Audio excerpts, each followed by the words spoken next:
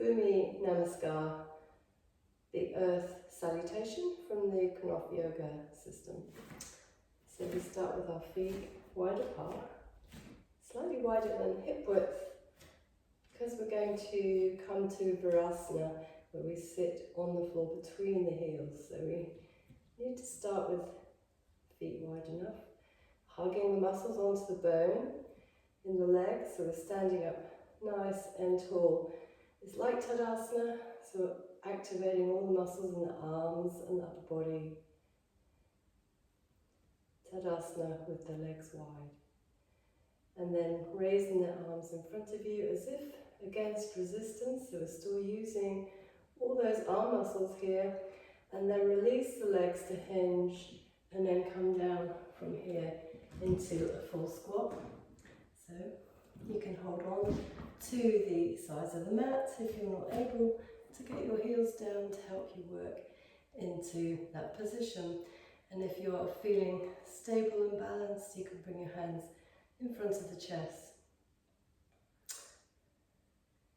into prayer position here.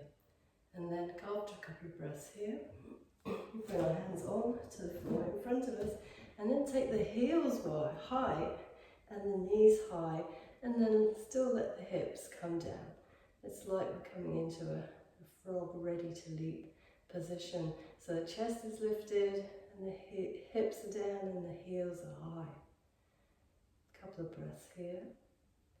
And then we bring the knees to the floor. Keep the toes tucked under, and then we sit back between the heels once more. Try to bring our weight fully backwards so the upper body is in a straight line, hips and shoulders all in a line. And then reaching the fingertips down towards the floor and letting the weight come on to the toes as much as we're able to. And then hands onto the floor in front, tops of the feet to the floor, and then sit back into Virasana. Onto the floor with the hips. We won't be here long, so don't worry if your hips don't reach the floor.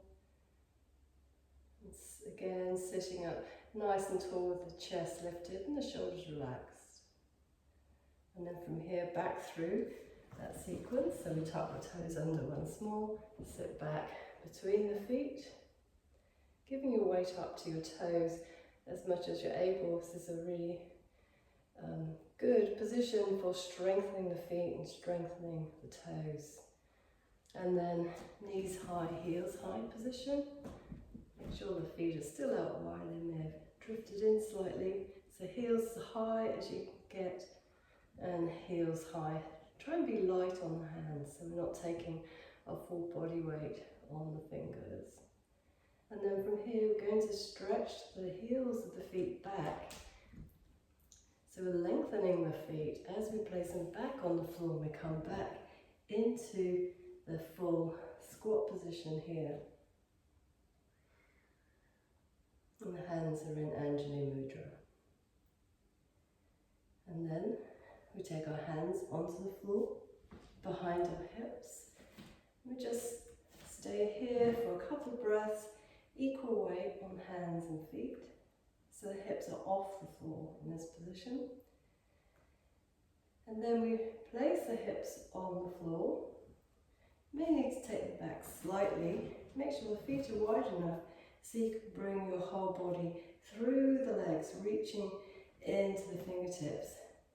It helps to press the feet into the floor here, and notice how you're strongly engaging the hip flexors here and the lower back as we lift the chest and relax the shoulders also here. And then hands onto the floor by our hips, and bring the knees together and ankles together, stretch the legs forward, and we come forward into staff pose. So we're lifting the chest, bringing the chin down to the chest, lifting up through the spine, lengthening the back body and the backs of the legs. And then back through that last piece again.